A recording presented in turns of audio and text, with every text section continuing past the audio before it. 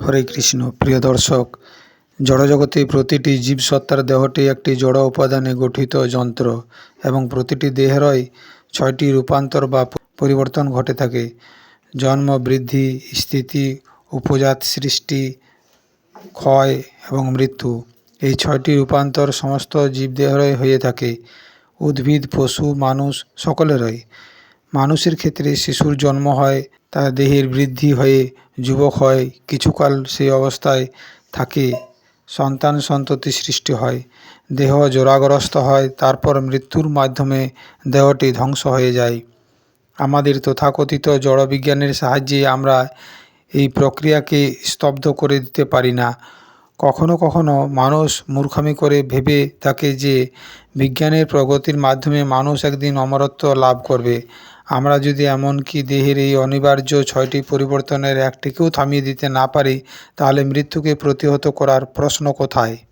জড় দেহটি সর্বদা পরিবর্তনশীল। কোষগুলি সদা সর্বদা রূপান্তরিত হয়ে চলেছে।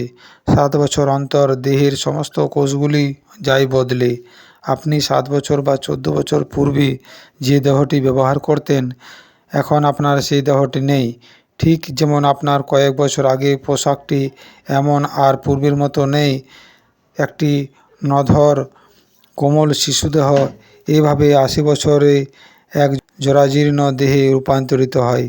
কিন্তু অস্থায়ী জড়দেহ রূপ পোশাকটির এইসব রূপান্তর ঘটলেও দেহাভ্যন্তরস্থ আত্মা সম্পূর্ণ অপরিবর্তিত থাকে।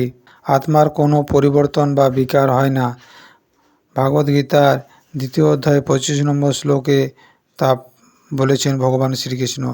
আত্মার এমনকি জন্ম বা মৃত্যুও নেই, কেননা তাহা শাশ্বত। সেজন্য শরীর পরিবর্তিত হলেও আত্মা থাকে অপরিবর্তিত। অমাবস্যার চাঁদ থাকে অদৃশ্য, তারপর প্রথমা, দ্বিতীয়া, তারপর তৃতীয়া, এইভাবে তিথির সঙ্গে চন্দ্রকলা বাড়তে থাকে। অবশেষে চতুর্দশীর পর আসে পূর্ণিমা, তারপর চন্দ্রকলা হ্রাস পেতে থাকে। 14 দিন পর আসে অমাবস্যা, চাঁদকে আর দেখাই যায় না। এইভাবে হ্রাস বৃদ্ধির এই চক্র ক্রমাগত চলতে থাকে। কিন্তু স্বয়ং চাঁদের কি কোনো পরিবর্তন হয়? আদপে নয়। আমাদের আপেক্ষিক অবস্থানের জন্য আমাদের কাছে চন্দ্রকলার হ্রাস বৃদ্ধি প্রতীয়মান হয়। আমরা একে দ্বিতীয়া, তৃতীয়া বলে থাকি। আমাদের অবস্থানের ভিত্তিতে আমরা এমন মনে করে থাকি। চাঁদের কোনো পরিবর্তন হয় না। ঠিক তেমনি আমরা পরিবর্তনশীল দেহের সঙ্গে নিজেদের আত্মপরিচয় মিশ্রিত, একীভূত করে ফেলি, অর্থাৎ শরীরের সঙ্গে নিজেদেরকে সম্পৃক্ত করে ফেলি।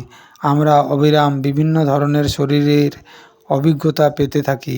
শিশুদের দেহ, কৈশোর, বার্ধক্য, মৃত্যু, কখনো উদ্ভিদ দেহ, কখনো পশু দেহ।